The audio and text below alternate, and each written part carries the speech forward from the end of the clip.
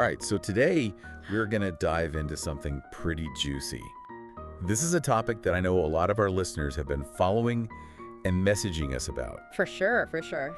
And we've got an interesting article here. Someone sent it in. It's called Pasted Text. Catchy. It is catchy, right? Okay.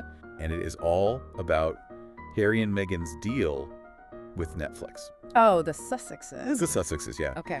So will they or won't they renew their deal? Big question. That is the question we're going to try to answer. All right. We're going to be looking at some of the things that they've produced so far. You know, we've got the Docuseries, POLO, and then... Yeah, that was interesting. It was, right. Very interesting. And then also Heart of Invictus. Right. So, and then also, like, what's going on with the royal family? How might that be playing into things? Yeah, all the drama. All the drama. The intrigue. So, let's jump right in. Yeah, let's do it. So, I mean, one of the things that the article points out is that since they signed this huge deal back in 2020, they haven't actually put out that much. Yeah, it's been kind of quiet from them. Which is interesting because it was such a big deal when they first signed, Huge. you know? Yeah. So I guess, like, what are the typical expectations with these kinds of deals? Right, well, typically, when Netflix signs someone like Harry and Meghan, you know, obviously huge names, Yeah. global recognition, you know, they're expecting a pretty steady stream of content, Right. you know? It could be documentaries like we saw. It could be scripted shows, Yeah. maybe even feature films. The point is, they want to see a return on their investment. Right. They want to attract subscribers and keep those subscribers engaged.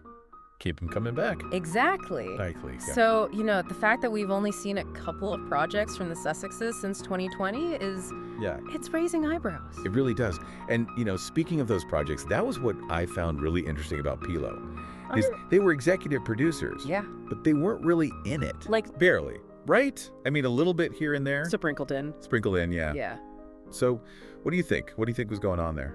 Well, I mean, it's really anyone's guess, right? Yeah. But it definitely sparks some curiosity. Yeah. I mean, maybe they wanted to focus on the behind-the-scenes stuff, you know? Like the producing? Yeah, exactly. Maybe they're trying to establish themselves as serious players in the production world. Right. You know, build their credibility. That's interesting. Or maybe it was a strategic decision. Okay. You know, maybe they didn't want to overshadow the athletes and the story they were trying to tell. Right, right. But of course, there's always the possibility that there were some, you know, external factors at play. Yeah, what do you mean by external factors? I mean, things like production delays. You know, these things happen all the time in the film and TV industry. They do, they do. So it's possible that something like that was going on behind the scenes. Yeah, I guess we don't really know. We don't really know. We're just speculating. Yeah. And the article actually had a pretty, you know, Oh, yeah. they weren't very kind. So pretty harsh. Kind of brutal. Yeah. I mean, it makes you think about, like, how do you balance, Yeah. you know, what you want to make and what people want to watch? Yeah. That's the million-dollar question, isn't it? It is. I mean, everyone in the streaming world is trying to figure that out. Yeah. How do you create content that's both meaningful and commercially viable? Right. And it's a tough balance, you know? It is. Especially in a world where there's just so much content out there. Yeah. So much to choose from. People get overwhelmed. Exactly. And then, you know, the article also talked about Heart of Invictus, Yeah. which I thought was really interesting because it felt like that was more in line with their mission, Right. you know, to produce things that are inspiring Yeah. and meaningful. And Mhm. But it didn't seem to get a ton of buzz. It didn't really make a huge splash, which is interesting, you know, because it makes you wonder, is one success enough? The other things that haven't done as well. Yeah. You know, Netflix is a business, Right. and they're going to be looking at the numbers. Yeah. Viewership, engagement, all of that. Right. And that kind of leads us into this other big thing that the article brought up, Yeah. which is the whole royal family situation. The drama. The drama, yeah. Do you think that plays into Netflix's decision about whether to renew? I mean, I think it has to, right? Yeah. I mean, Netflix wants to be associated with success, Yeah. with positivity, with good press, Right. and, you know, the ongoing tension between Harry and Meghan and the royal family. Yeah. It's definitely created some negative headlines. Yeah. And I think that has to be a factor for Netflix.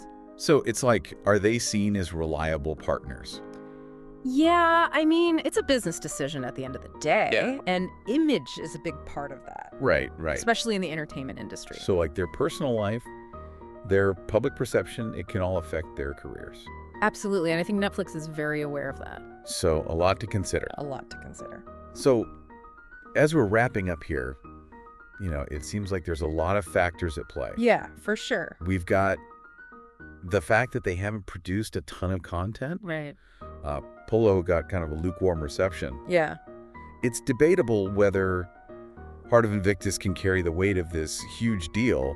Right. And then you have this whole royal family dynamic. Looming in the background. Yeah, so I guess the question is, what's next for Harry and Meghan's content? Yeah, where do they go from here? Right. And do they stick with this kind of programming? Right. Or do they try to branch out? Try something new. Yeah, maybe different genres, different formats.